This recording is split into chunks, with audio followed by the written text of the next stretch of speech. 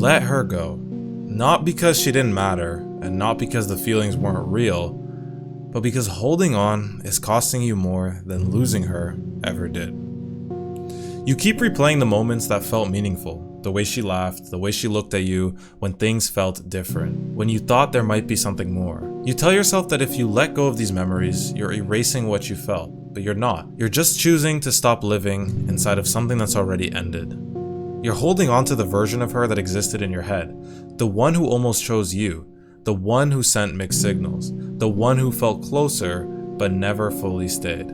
That version doesn't exist anymore, and maybe it never did in the way you needed. What's real is the present, and in the present, she isn't choosing you. That truth hurts, but denying it hurts longer. Let go of the conversations you never finished. Let go of the what ifs that keep you awake at night. Let go of the idea that waiting will somehow change the outcome. You don't need to keep revisiting the past to prove that it mattered. It mattered because it shaped you, but holding on to it won't bring clarity, closure, or her.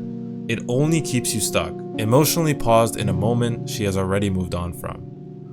Stop romanticizing the pain. Stop telling yourself that suffering means you care deeply. Caring deeply doesn't mean you have to keep bleeding.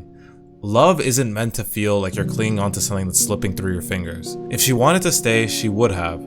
If she felt the same, you wouldn't be this confused. Letting go doesn't mean you failed.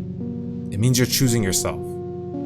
You're allowing to release feelings that no longer have anywhere else to go. You're allowed to stop hoping for messages that won't come. You're allowed to stop reading into silence and start listening to it for what it is, an answer.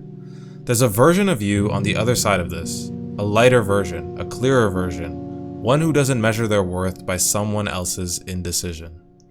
But you can't meet that version of yourself if you're still looking backwards. So let her go.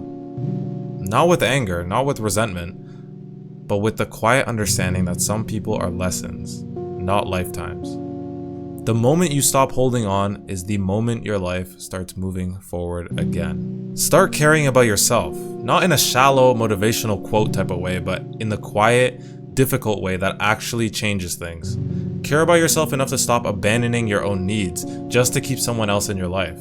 Care about yourself enough to notice when your feelings are being dismissed, minimized, or left unanswered. You've been so focused on how she feels, what she wants, and whether you're enough for her that you forget to ask what the most important question is. Are you enough for yourself right now? Start caring about your goals again, the ones you put on hold while your energy went towards waiting, hoping, and overthinking. The things that made you feel proud before your attention revolved around someone else's inconsistency. Your life doesn't begin when someone finally chooses you. It's already happening, and it deserves your full presence. Care about your feelings, even when they're inconvenient. Stop telling yourself you're overreacting. Stop silencing your disappointment just to keep the pace. Your emotions aren't a burden, they're information. They're telling you when something isn't aligned, when you're giving more than what you're actually receiving, when you're staying in places that quietly hurt you. Start choosing yourself in small, deliberate ways. Set boundaries, say no. Walk away when something costs you your self-respect. Spend time alone without punishing yourself for it. Invest in friendships, passions, routines, anything that reminds you that your life is bigger than one person's attention. You don't need to become closed off or colder. You just need to become more loyal to yourself than to people who leave you confused. When you start caring about your own growth, your own peace, your own future, you stop settling for uncertainty. And that's when everything begins to change. And as you start doing that, really caring about yourself, you'll notice something shift.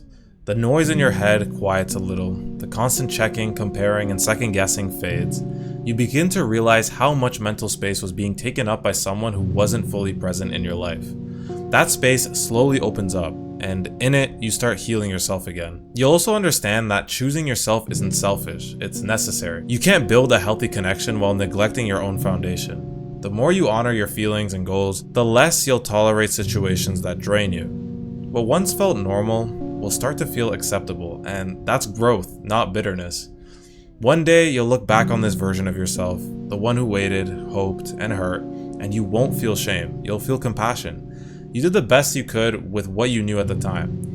And now you know better. Now you know that love shouldn't cost you your peace or your sense of self. So let this be the closing chapter. Not the end of love, but the end of chasing it where it doesn't live. Take everything you felt, everything you learned, and redirect it inwards. Care for yourself the way you once wished someone would. That's how this story ends. Not with regret, but with clarity. And the thing is, we've all been there. Maybe not with the same person or in the same way, but in the same emotional place, holding on to something that doesn't hold us back, waiting for clarity that never comes, convincing ourselves that if we're patient enough, quiet enough, understanding enough, then things will finally make sense.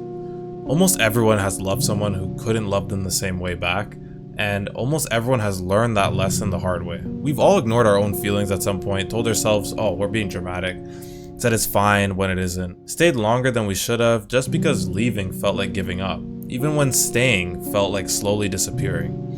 That doesn't make you weak, it makes you human, and it means you hoped, it means you cared. We've all romanticized the struggle, thought pain meant depth, thought confusion meant complexity, thought longing meant connection. Society teaches us that love is supposed to hurt, that waiting is noble, and that suffering proves sincerity. But most of us eventually learn that real love doesn't leave you questioning your worth or your place in someone's life. We've all had to face the moment where we realize no one is coming to save us from our own attachment, that the closure we're waiting for isn't something someone else can just give us. It's a choice we have to make ourselves. Walking away hurts, but staying hurts longer. And we've all had to relearn how to choose ourselves after choosing someone else for too long. It's awkward at first, it's lonely, unfamiliar, but slowly, you'll start to feel stronger. Lighter, more grounded. You stop reaching for people that don't reach back. You stop explaining your pain to people who don't listen. So if you're there right now, stuck, hurting, hoping, know this.